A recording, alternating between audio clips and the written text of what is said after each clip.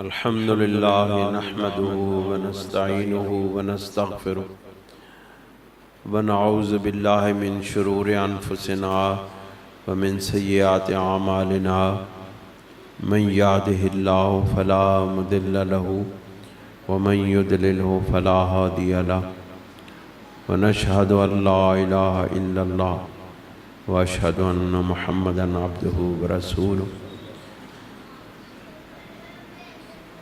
اما بعد فاعوذ باللہ من الشیطان الرجیم بسم اللہ الرحمن الرحیم هو الذی ارسل رسولہ بالہدی ودین الحق لیظہرہ علی الدین کلہ ولو کرہ المشرکون صدق اللہ العظیم وصدق رسولہ النبی الکریم ونحن على ذلك لمن الشاهدين والشاكرين ان الله وملائكته يصلون على النبي يا ايها الذين آمنوا صلوا عليه وسلموا تسليما الصلاة والسلام عليك يا رسول الله وعلى آلك واصحابك يا حبيب الله معزز و محترم حضرات گرامی قدر، علماء کرام، نعت خوانان حضرات اور اہل علم احباب کے خدمت میں یہ عرض ہے کہ اللہ کریم نے ہم پر بے پایاں احسان فرمایا کہ اس نے ہمیں اپنے محبوب کریم صلی اللہ علیہ وآلہ وسلم جیسی عظیم نعمت، عظیم دولت، عظیم رحمت، عظیم کرم، عظیم ہستی عطا فرمائی۔ دوستان گرامی، میں اس آیہ مبارکہ کی روشنی میں آپ کے سامنے دو اہم نکات گوش گزار کروں گا۔ مجھے یقین ہے کہ آپ سب حضرات صاحب علم ہیں اور آپ میری گفتگو کو نہایت توجہ کے ساتھ سماعت فرمائیں گے۔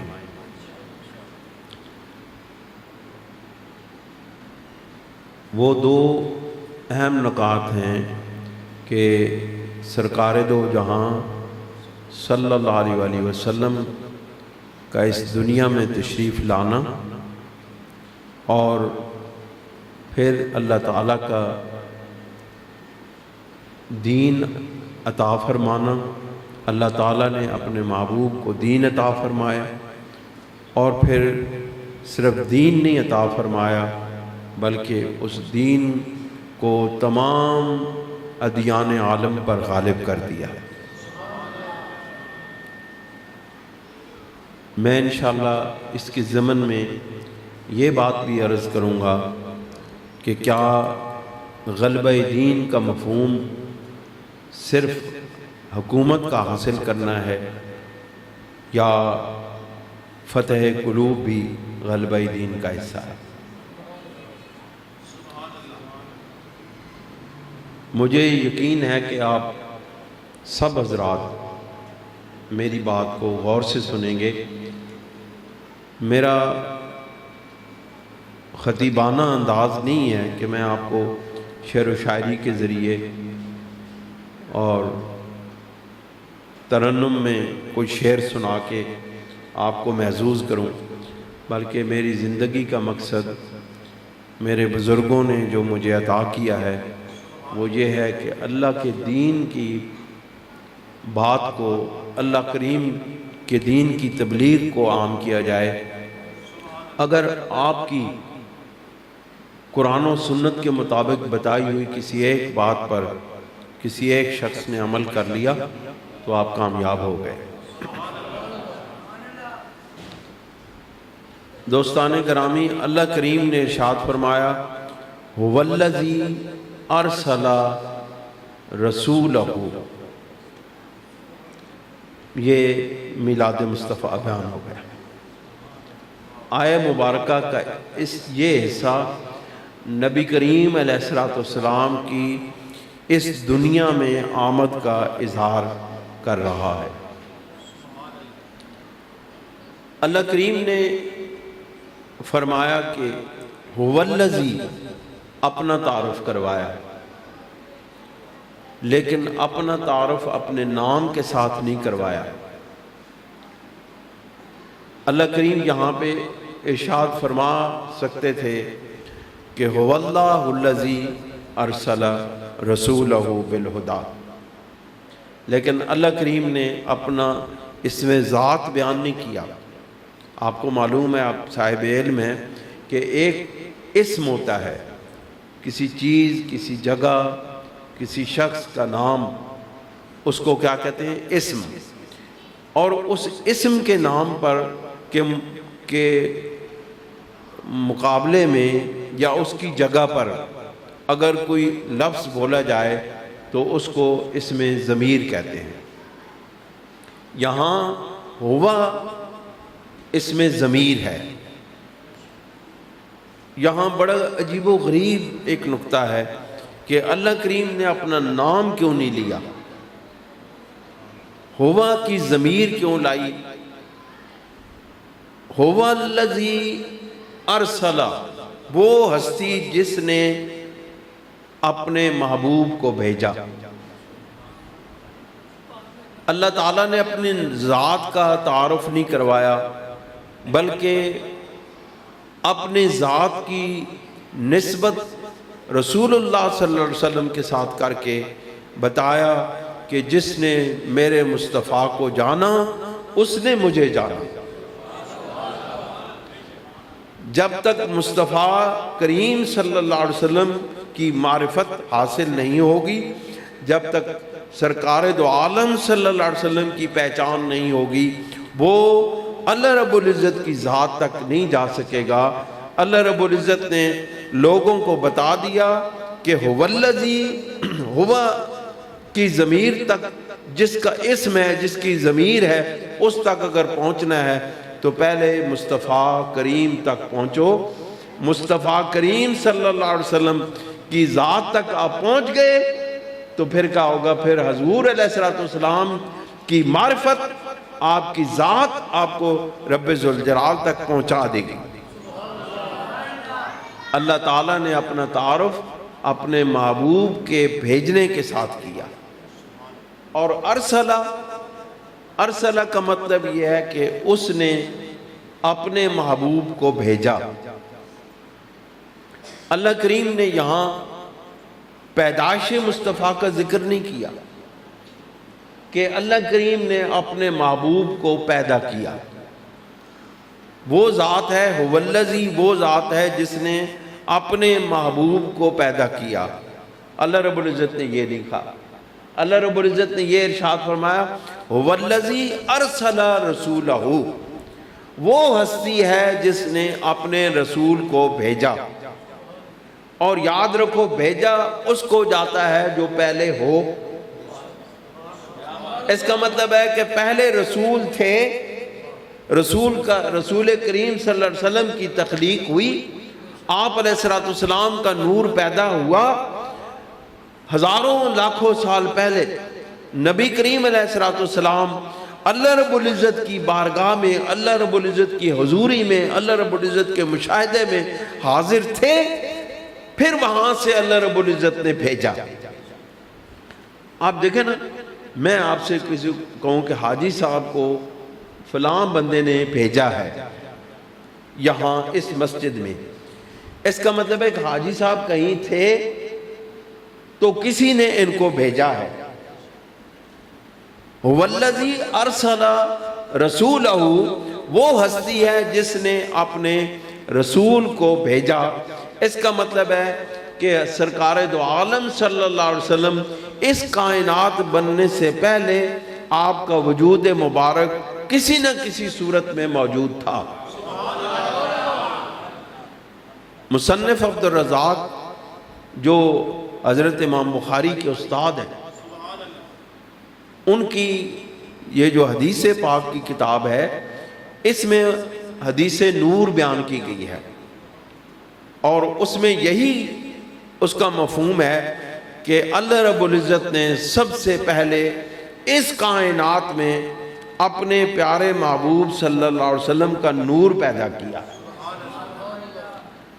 اور اس حدیث پاک کو مصنف عبد الرزاق کی اس حدیث پاک کو دیوبند کے بہت بڑے مفکر، ان کے بہت بڑے عالم اور ان کے امام، جس طرح ہمارے اعلیٰ حضرت ہیں نا امام احمد رضا خان بریلوی رحمۃ اللہ علیہ، اس طرح ان کے اشرف علی تھانوی صاحب ہیں، دیوبند مکتبہ فکر کے وہ امام ہیں، ان کی بات حرف آخر ہے، ان کی بات حتمی تصور کی جاتی ہے۔ جس طرح ہمارے ہاں امام احمد رضا خان رحمۃ اللہ علیہ کی بات کو حتمی تصور کیا جاتا ہے، اس طرح ان کے ہاں دیوبند مکتبہ فکر کے ہاں مولانا اشرف علی تھانوی صاحب کی بات کو معتبر سمجھا جاتا ہے۔ انہوں نے اپنی کتاب نشر الطیب میں اس حدیث کو روایت کیا ہے کہ سب سے پہلے اس کائنات میں رسول اللہ صلی اللہ علیہ وسلم کے نور کو پیدا کیا گیا۔ اس کا مطلب ہے کہ تخلیق اول، اس کائنات کی تخلیق اول اپنے نور کے ساتھ جو پیدا ہوئی، اس پر تمام اہل سنت و جماعت، خواہ وہ دیوبندی ہوں خواہ وہ بریلوی ہوں، سب کا اتفاق ہے کہ حضور علیہ السلام کا سب سے پہلے نور تخلیق کیا گیا۔ اب بعد میں آنے والوں نے اپنی مرضی کے مطابق وہ کہا کہ نہیں جی وہ نور ہدایت بن کے آئے ہیں۔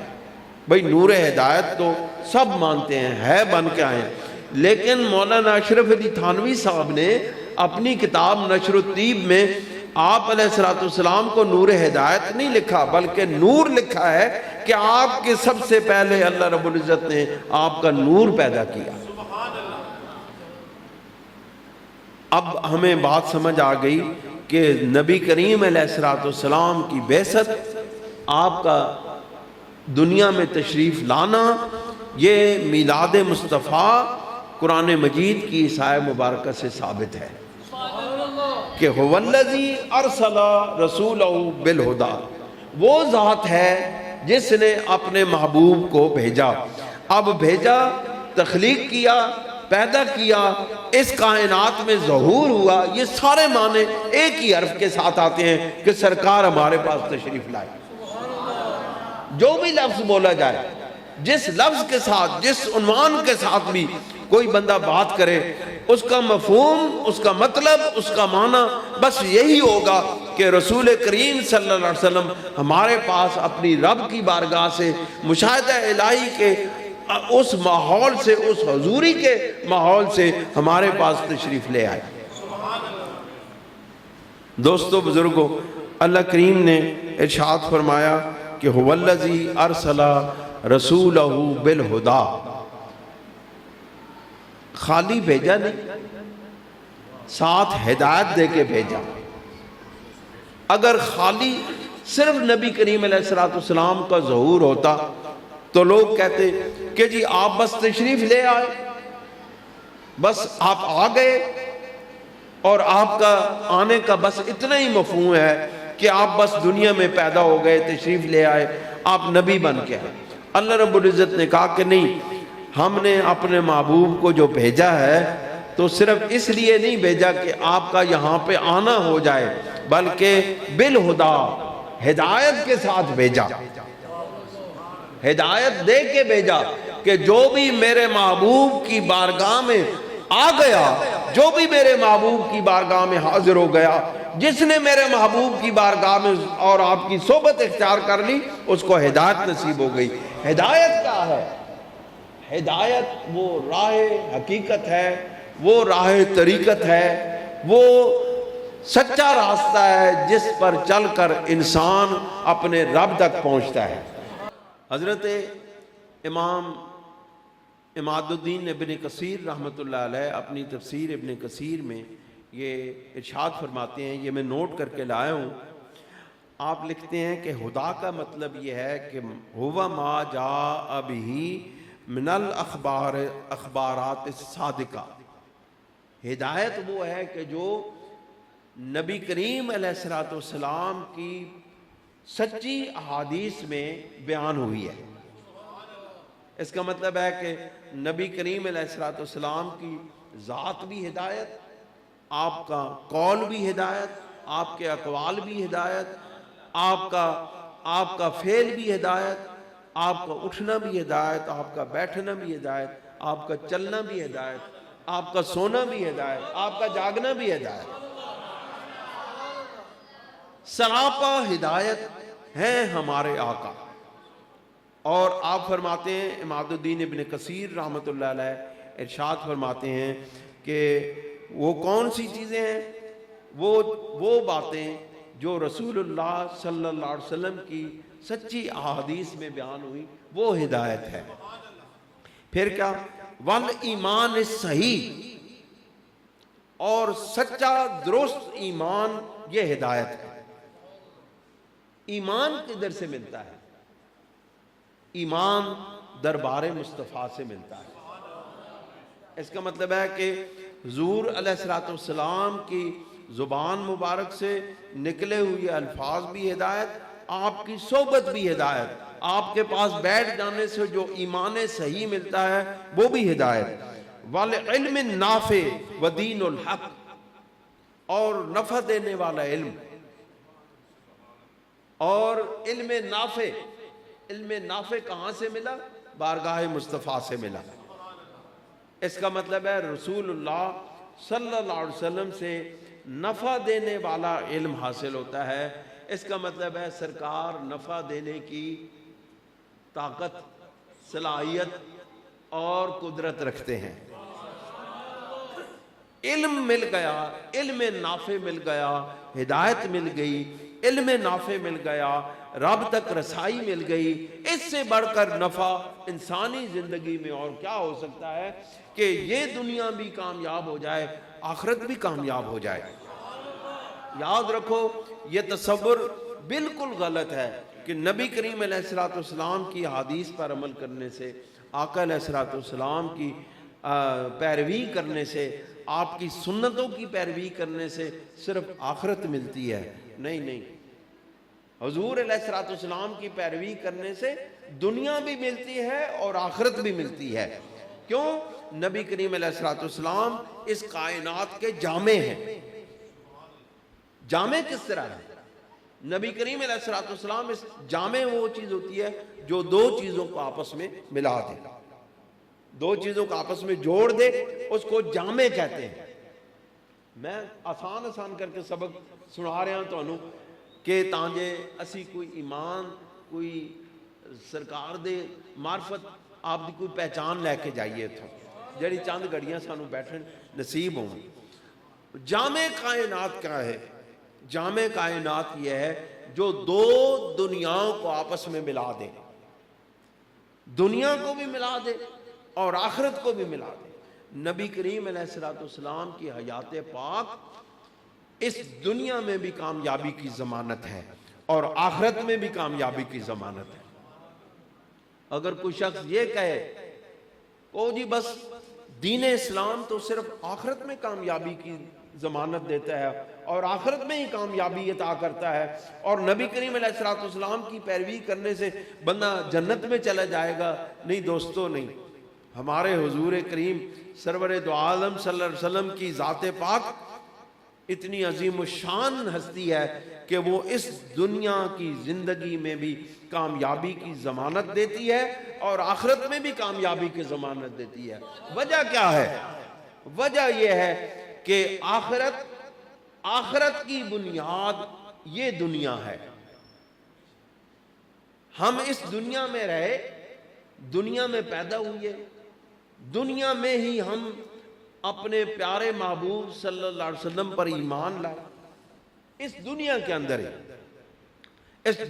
اندر ہی ہمیں ایمان کی دولت نصیب ہوئی، اس دنیا کے اندر ہی ہمیں نبی کریم علیہ الصلوۃ والسلام کی سنتوں کی پیروی نصیب ہوئی، اس دنیا کے اندر ہی ہمیں آقا علیہ الصلوۃ والسلام کے حکموں کی تابع فرمانی کی دولت نصیب ہوئی، اس دنیا کے اندر ہی ہمیں اللہ رب العزت کے احکامات کی اطاعت کی اور پیروی کی دولت نصیب ہوئی، پھر ہم اس دنیا کو برا کیوں کہیں؟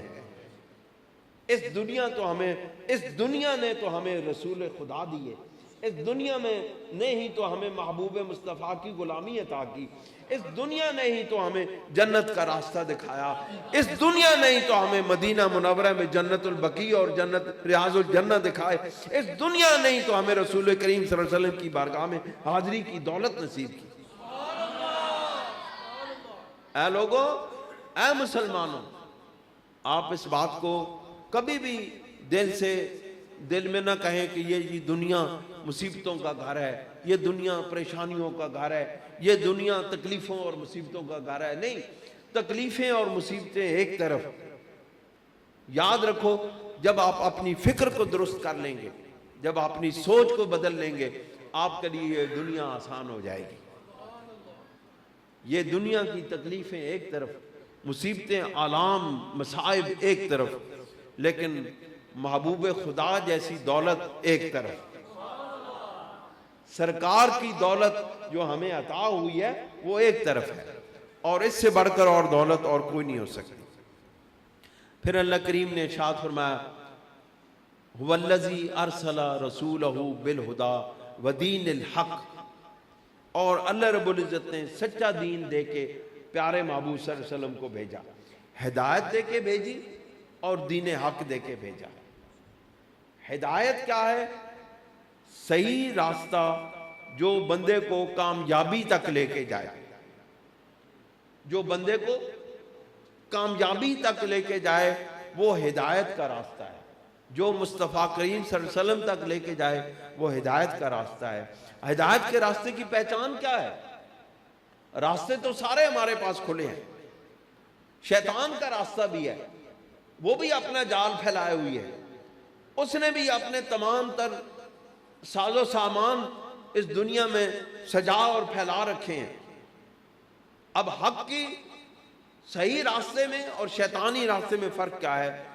حق کا راستہ وہ ہے جو آپ کو اللہ کے محبوب کی غلامی میں لے آئے۔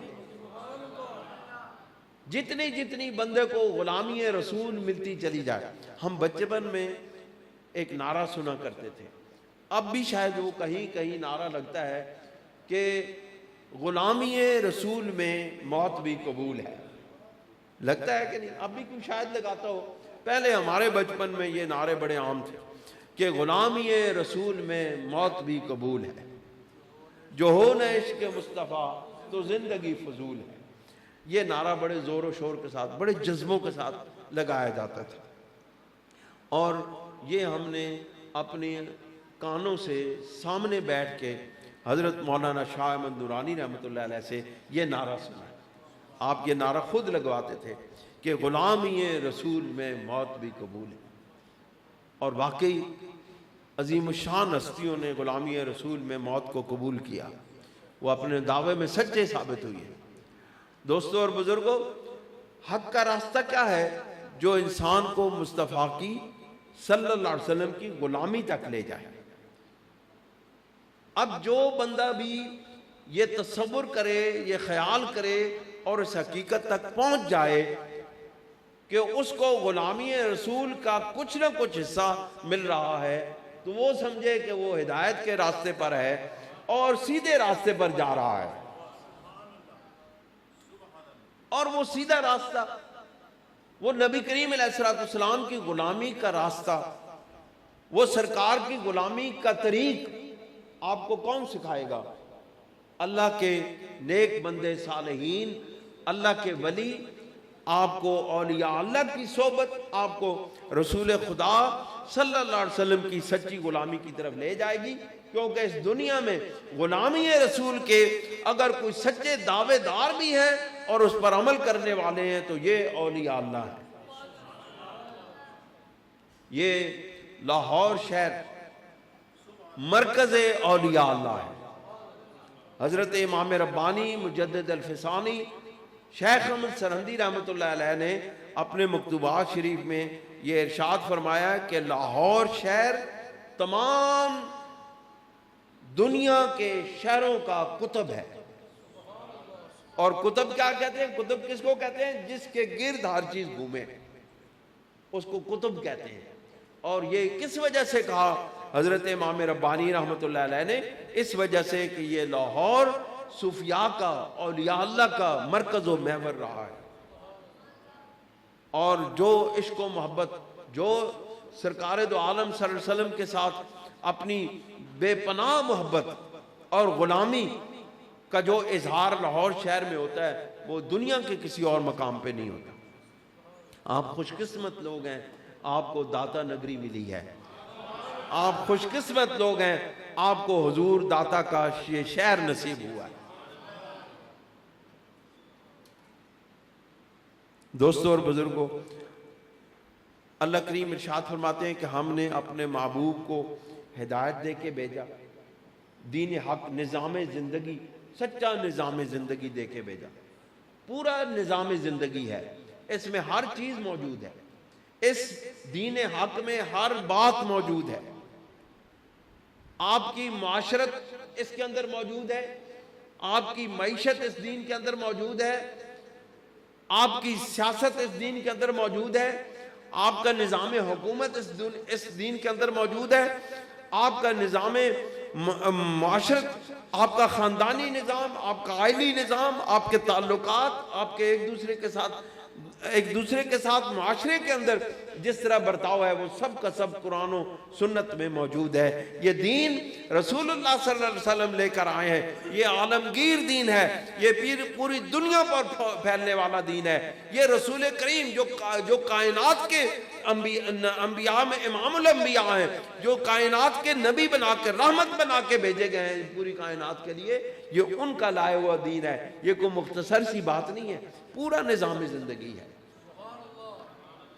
اللہ کریم نے فرمایا لِيُظْهِرَهُ عَلَى الدِّينِ كُلِّهِ۔ یہ کیوں بھیجا؟ رسول کریم صلی اللہ علیہ وسلم کو دین دے کر، ہدایت دے کر کیوں بھیجا؟ لِيُظْهِرَهُ عَلَى الدِّينِ كُلِّهِ، کہ تمام کائنات کے دینوں پر اس دین کو غالب کر دیا جائے۔ یہ دین تمام ادیان پر غالب آ گیا۔ سابقہ جتنے بھی ادیان تھے، یہودیت تھی، نصرانیت تھی، مجوسیت تھی، جتنے بھی دین تھے، جتنے نظام زندگی تھے، سب پر میرے محبوب صلی اللہ علیہ وسلم کا یہ نظام زندگی، آپ کا دیا ہوا نظام زندگی غالب آ گیا۔ دوستو، یہ کوئی معمولی بات نہیں ہے۔ آج کی علمی دنیا کے اندر یہ بہت بڑا چیلنج ہے۔ ہم اپنے آقا و مولا سرور دو جہاں صلی اللہ علیہ وسلم کی زندگی کا یہ پہلو دنیا کے سامنے رکھ کے ان کو بتا سکتے ہیں کہ ہمارے پیارے محبوب کا نظام زندگی آج بھی زندہ ہے، آج بھی غالب ہے۔ تمہارے دین مٹ گئے، نصرانیت مٹ گئی، یہودیت مٹ گئی، دوسرے دین جتنے بھی تھے، کتابی دین جتنے بھی تھے، سب مٹ گئے۔ آج آپ دیکھیں، بہت سارے لوگ، ہو سکتا ہے نوجوانوں کے ذہنوں کے اندر کوئی یہ بات ڈال دے کہ دیکھیں جی، آپ تو مسلمان مغلوب ہیں، ہر طرف سے پسے ہوئے ہیں، یہودی اور عیسائی مسلمانوں پر حملہ آور ہیں، اسرائیل جب چاہتا ہے مسلمانوں پر حملہ کر دیتا ہے۔ یہ باتیں آج کے زندہ مسائل ہیں، میں اس لیے آپ کے سامنے عرض کر رہا ہوں۔ اگر یہ وسوسہ انسان کے دل کے اندر بس جائے، گھر کر جائے، تو مسلمان کے گمراہ ہونے کا خطرہ ہے۔ لہذا اس بات کو ہمارے علماء کو چاہیے کہ اس بات کو بالخصوص لوگوں، خاص طور پہ پڑھے لکھے نوجوانوں کے اندر اس کو واضح کریں کہ بھائی نہیں، دین کیا ہے، پہلے دین کا ان کو مفہوم سمجھائیں۔ دین کیا ہے؟ دین پورا نظام زندگی ہے، اور اس کے غالب آنے کا کیا مطلب ہے کہ آج بھی تعلیمات اسلام ہر گھر کے اندر موجود ہیں۔ یہ غلبہ اسلام ہے، یہ دین کا غلبہ ہے، یہ میرے مصطفیٰ کا غلبہ ہے۔ آج دیکھیں، عیسائی، نصرانی اتوار کے دن ہفتے میں ایک مرتبہ عبادت کرتے ہیں، لیکن ان کی باقی زندگی پر ان کی تورات انجیل ان پر کوئی اثر انداز نہیں ہوتی۔ یہودی تورات کو مانتے ہیں، اپنے وہ عبادت خانے میں عبادت کرتے ہیں، دعائیں کرتے ہیں، اس کتاب کو پڑھتے ہیں، لیکن زندگی کے اندر اس کتاب کے اثرات ان کو آپ کو نظر نہیں آتے۔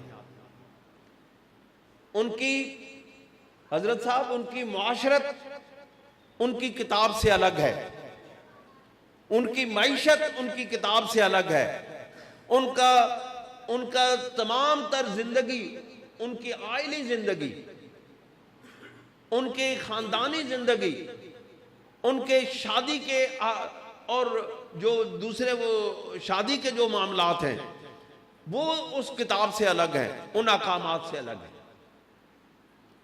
آپ دیکھیں، ہم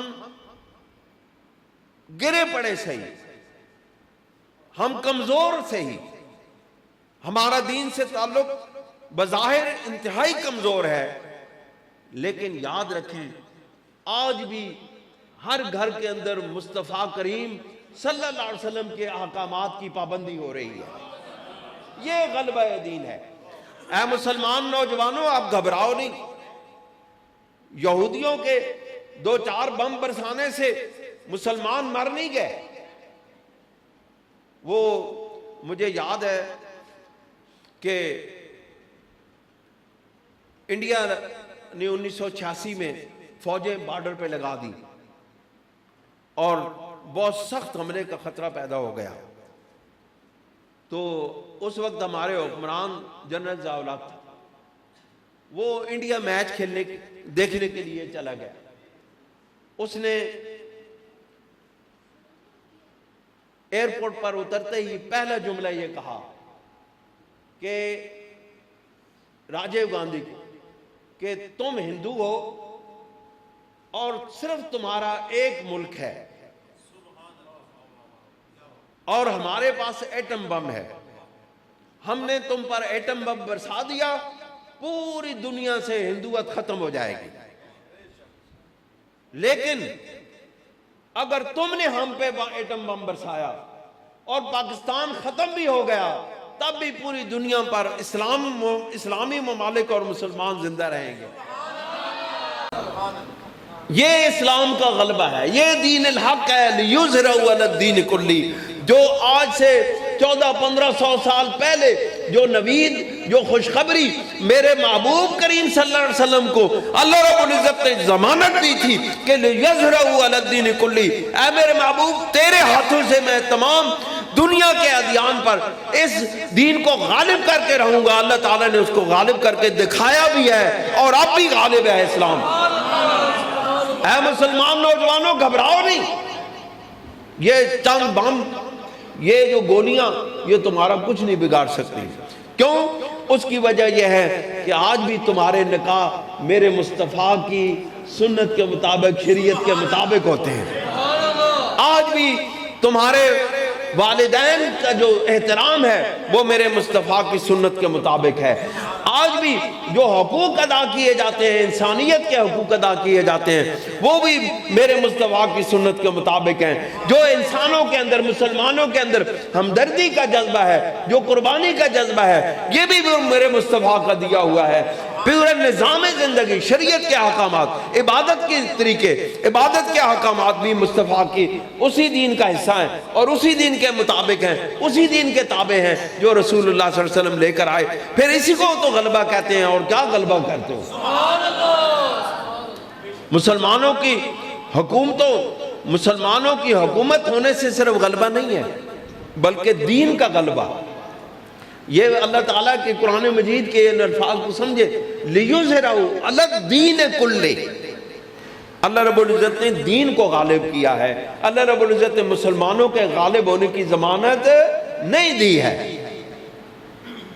مسلمان کبھی غالب، کبھی مغلوب، کبھی بادشاہت، کبھی کیا، کبھی کیا، کبھی مسلمانوں کے اندر ڈکٹیٹر، ظالم لوگ آئے چلے گئے، لیکن اسلام اپنی پوری آب و تاب کے ساتھ، وہ اسلام جو میرے مصطفیٰ لے کر آئے وہ اب بھی اسی طرح پوری آب و تاب کے ساتھ زندہ حقیقت ہے اور قیامت تک رہے گا۔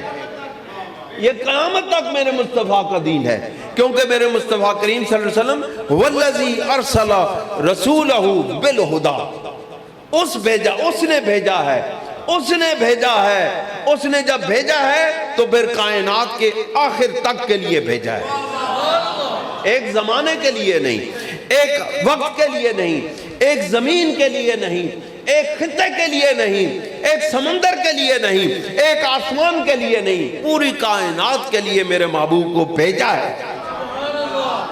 اور بھیجا صرف اس لیے نہیں کہ بس چلے جائیں آپ لوگوں کو بس جو ہے نا اپنی پہچان کرائیں، میری پہچان کرائیں، نہیں، غالب کرنے کے لیے تمام کائنات میرے مصطفیٰ کے قدموں کے نیچے، میرے محبوب کے قدموں کے نیچے۔ آج بھی سورج میرے محبوب کے قدموں سے اجازت لے کے طلوع ہوتا ہے، آج بھی میرے محبوب کے قدموں سے اجازت لے کے سورج طلوع ہوتا ہے اور آپ کے سر کا صدقہ اتار کے غروب ہو جاتا ہے، تبھی تو پھر طلوع ہوتا ہے۔ کوئی اس حقیقت کو سمجھے۔ دوستوں اور بزرگوں، عمر کا یہ حصہ ہے اور اب بہت خطابت بہت کمزور ہو گئی ہے، سیدھی سی بات ہے، بس یہ اللہ کی محبت، اللہ کے محبوب صلی اللہ علیہ وسلم کی الفت ہے کہ جو ہمیں لیے پھر رہی ہے۔ میں ایک حدیث پاک آپ کے سامنے غلبہ دین کی آپ کو بتا کے، آپ کو سنا کے آپ سے اجازت چاہوں گا۔ یہ حضرت تمیم داری رضی اللہ تعالیٰ عنہ کی روایت ہے۔ آپ فرماتے ہیں قال سمعت رسول اللہ صلی اللہ علیہ وسلم، میں نے رسول اللہ صلی اللہ علیہ وسلم سے یہ بات سماعت فرمائی۔ آپ فرماتے ہیں لَيَبْلُغَنَّ هَذَا الْأَمْرُ مَا بَلَغَ اللَّيْلُ وَالنَّهَارُ، میرا یہ حکم، یہ غلبہ دین کے بارے میں سرکار نے فرمایا میرا یہ حکم وہاں تک جائے گا جہاں جہاں دن طلوع ہوتا ہے اور جہاں جہاں رات ہوتی ہے۔ میرا یہ حکم، میرا یہ دین وہاں تک جائے گا، وہاں غالب آئے گا جہاں دن ہوتا ہے اور رات ہوتی ہے۔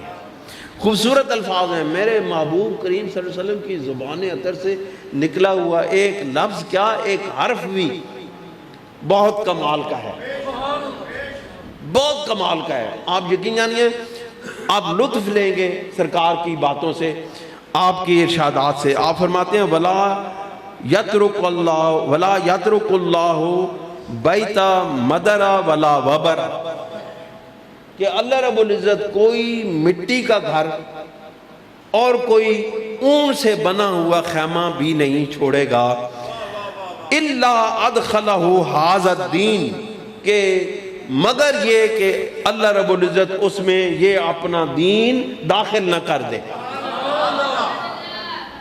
سرکار کی بات، ہمارا تو ایمان ہے، سب کا ایمان ہے، جو بھی لا الہ الا اللہ محمد رسول اللہ پڑھتا ہے اس کا یہ ایمان ہے کہ سرکار دو عالم صلی اللہ علیہ وسلم کی زبان اطہر سے نکلی ہوئی ہر بات سچ ہے، حق ہے، پوری ہو کر رہے گی، پوری ہو کر رہی ہے۔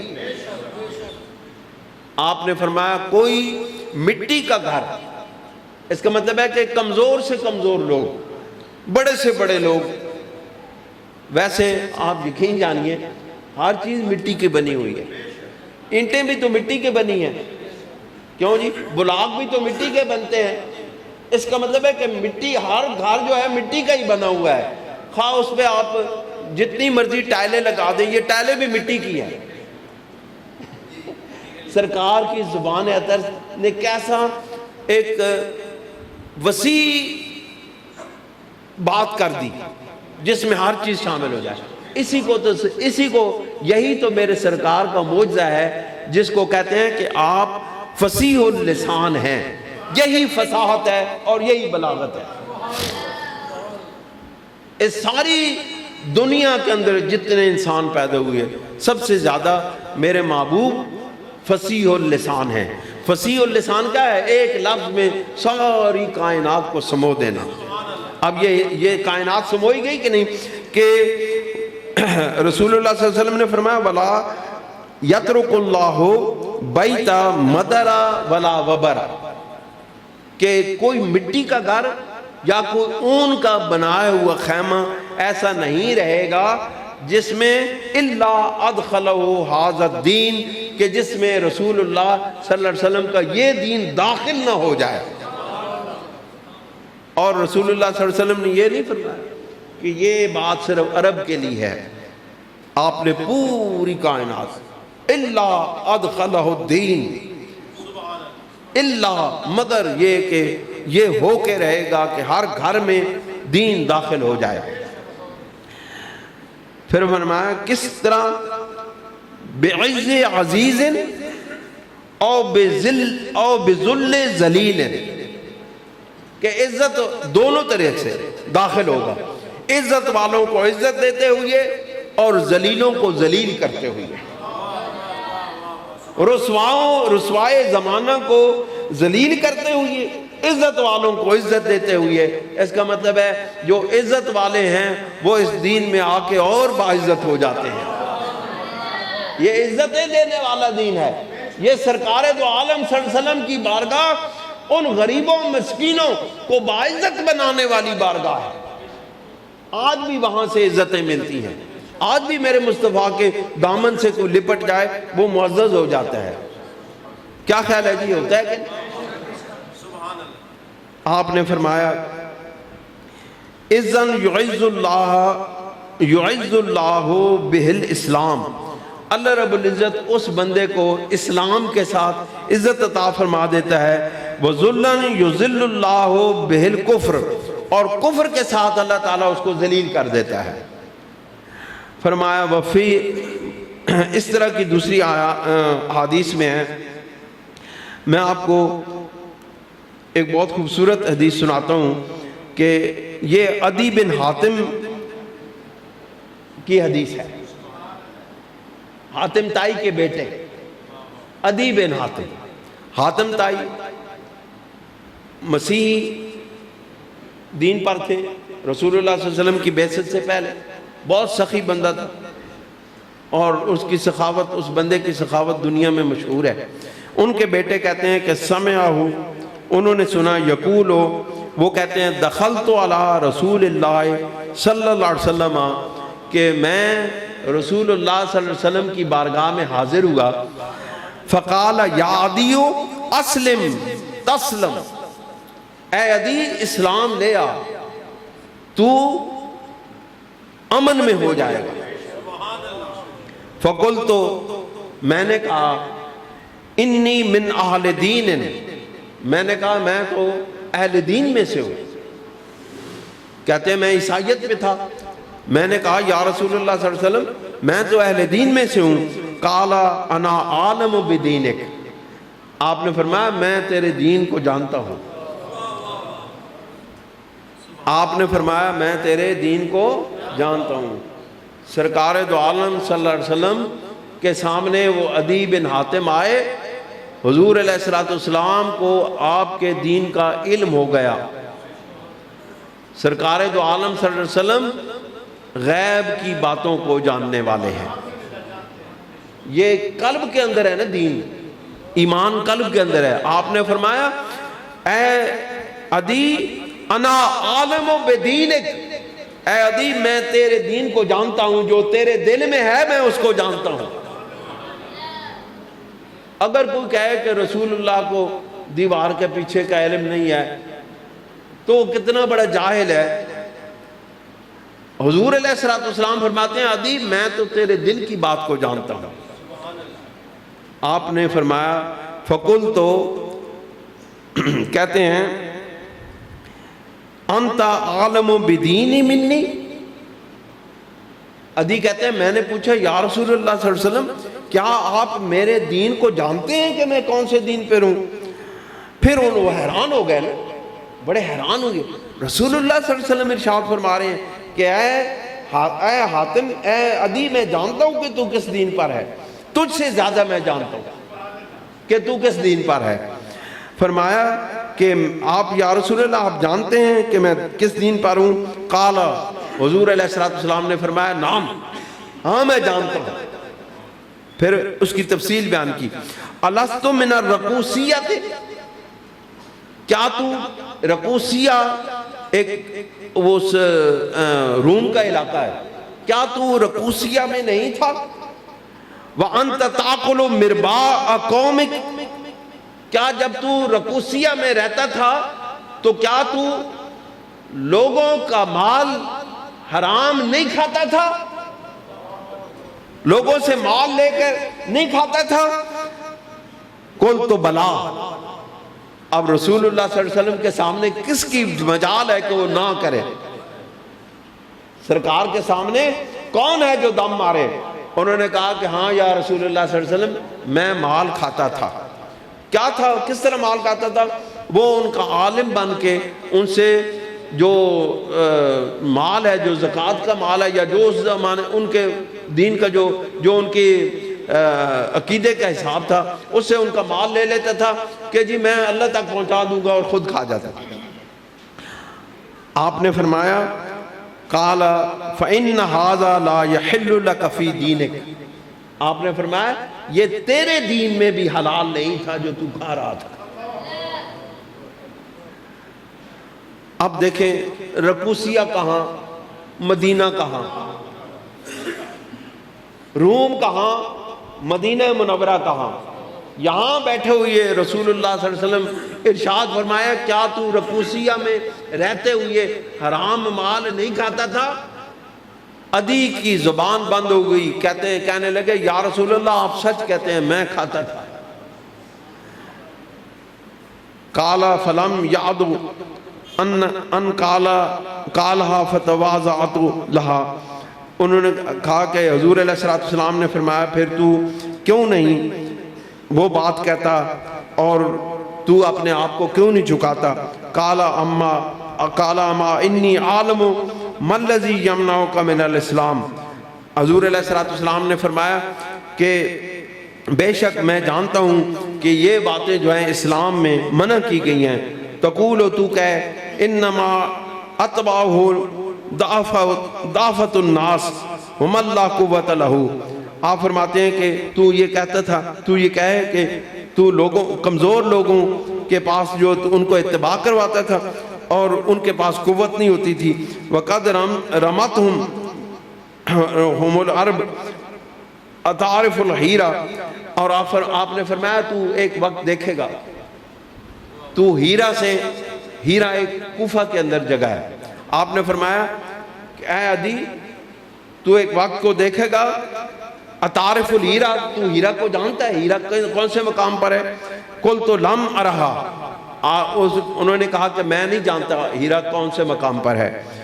وقد سمعت بہا، پھر میں نے آپ علیہ السلام سے سنا، قال فوالذی نفسی بیدہ، آپ علیہ السلام نے فرمایا قسم ہے مجھے اللہ رب العزت کی ذات کی، لَيُتِمَنَّ اللَّهُ هَذَا الْأَمْرِ، اللہ رب العزت تم پر اس دین کا احسان کرے گا، اتمام کرے گا، اس دین کو مکمل کر دے گا۔ حَتَّى تَخْرُجَ الزَّيِّنَةَ مِنَ الْحِیرَةِ، کہ یہاں تک کہ ایک بڑھیا ہیرا کے مقام سے جو کوفہ کے پاس ایک چھوٹا سا شہر ہے وہاں سے نکلے گی، حَتَّى تَطُوفَ بِالْبَيْتِ، یہاں تک کہ وہ بیت اللہ کا طواف کرے گی، فی غیر جوار احد، اور اس کے پاس کوئی حفاظت کرنے والا اس کے ساتھ نہیں ہوگا۔ وَلَتَفْتَحُنَّ کُنُوزَ کسریٰ بن ہرمز، اور کسریٰ ہرمز کے خزانے فتح کیے جائیں گے۔ قلت کسریٰ بن ہرمز، میں نے کہا یا رسول اللہ کسریٰ بن ہرمز، کسریٰ ایران کا بادشاہ، کہتے ہیں میں حیران ہو گیا کہ رسول اللہ صلی اللہ علیہ وسلم نے ارشاد فرمایا کہ اتنا امن قائم ہوگا، یہ دین اسلام جب غالب آئے گا اس کا اتنا امن قائم ہوگا کہ ہیرا سے ایک بوڑھی عورت نکلے گی اور وہ تن تنہا آ کے کعبہ کا طواف کرے گی اور کوئی شخص بھی اس کو نقصان نہیں پہنچا سکے گا۔ دوسری بات یہ ارشاد فرمائی کہ کسریٰ ہرمز کا ملک فتح ہوگا۔ میں حیران رہ گیا، عدی کہتے ہیں میں حیرانی سے پوچھا یا رسول اللہ صلی اللہ علیہ وسلم کیا کسریٰ بن ہرمز بھی اتنی بڑی سلطنت کا بادشاہ بھی مفتوح ہو جائے گا؟ قال نعم، نبی کریم علیہ السلام نے فرمایا ہاں کسریٰ بن ہرمز، ہاں ہرمز بھی فتح ہوگا اور اس کو بھی ہوگا۔ وَلَيُبْذَلَنَّ الْمَالُ حَتَّى لَا تَقْبَلَهُ، اور اس کا اتنا مال آئے گا، اتنا مال تمہیں ملے گا کہ تم میں سے کوئی اس کو قبول نہیں کرے گا۔ لوگ لیے پھریں گے کہ یہ لو مال، اس کو مال لینے والا کوئی نہیں ہوگا۔ ہرمز کا، کسریٰ کا، ایران کا بادشاہ جب مغلوب ہو جائے گی تو تمہارے پاس اتنا مال آ جائے گا۔ قال عدی بن حاتم، عدی بن حاتم نے کہا کہ میں نے یہ ساری باتیں اپنی آنکھوں سے دیکھی اور میں نے کسریٰ کو مفتوح ہوتے بھی دیکھا اپنی آنکھوں سے، اور ایک بات جو رسول اللہ صلی اللہ علیہ وسلم نے ارشاد فرمائی، جو تیسری بات جو ہے وہ میں نے ابھی تک اپنی آنکھوں سے نہیں دیکھی، اور اس کا پھر آپ نے ذکر نہیں کیا کہ وہ تیسری بات کون سی ہے۔ اللہ تعالی ہمیں دین حق اسلام کو اور نبی کریم علیہ السلام کی عظمت کو، آپ کی شان کو، آپ کے اس پوری کائنات پر غالب آنے والی شان کو، آپ کے دین کے غالب آنے والی شان کو اللہ تعالی ہمیں سمجھنے کی توفیق عطا فرمائے اور ہمیں اپنے اندر قوت عطا فرمائے۔ ہم کافروں کی آنکھوں میں آنکھیں ڈال کے کہہ سکیں کہ اے لوگو تمہارا دین ختم ہو گیا ہے، تمہارے پاس سوائے عبادت کے ایک طریقہ، چند طریقوں کے علاوہ تمہارے پاس کچھ بھی نہیں ہے۔ تمہارے پاس معاشرت ختم ہو گئی، تمہاری معیشت ختم ہو گئی، تمہارا آئلی نظام ختم ہو گیا۔ ہمارا آج تک میرے محبوب صلی اللہ علیہ وسلم کا دیا ہوا نظام آج بھی مسلمانوں کے ایک گھر کے اندر ہے۔ کیوں جی؟ بے عمل صحیح، ہم بے عمل ضرور ہیں لیکن ہم بے ایمان نہیں ہیں۔ ہم آج بھی رسول اللہ صلی اللہ علیہ وسلم کا جب نام آتا ہے ہماری آنکھیں، ہمارا قلب، ہمارا جسم جھک جاتا ہے۔ آج بھی رسول اللہ صلی اللہ علیہ وسلم کا کوئی حکم آتا ہے، ہم عمل اگرچہ نہیں کرتے، ہم اس کے خلاف بھی نہیں کرتے، ہم اس کا انکار بھی نہیں کرتے، لیکن آج دیکھیں عیسائیت اپنے نبی کے تمام نظام زندگی کو بھول چکی ہے اور انکار کر چکی ہے۔ آج یہودیت اپنے نبی اور اپنے دین اور اپنے کتاب کا انکار کر چکی ہے، لیکن آج بھی مسلمان، میں آپ کو یہ بار بار اس لیے کہہ رہا ہوں کہ تاکہ آپ کے اندر ایک طمانیت آئے، آپ کے اندر ایک جو ہے نا فخر پیدا ہو، آپ قابل فخر مسلمان ہیں، آپ اس بات پہ فخر کریں کہ ہم واقعی مسلمان ہیں، رسول اللہ کے غلام ہیں، اور آج بھی ہم دین اسلام پر قائم ہیں، اور دین اسلام تمام کائنات پر، تمام دنیا پر غالب ہے، اور جب تک یہ کائنات ہے میرے مصطفیٰ کا نظام زندہ تابندہ رہے گا۔ اللہ تعالی ہمیں عمل کی توفیق عطا فرمائے۔ وآخر دعوانا ان الحمدللہ رب العالمین۔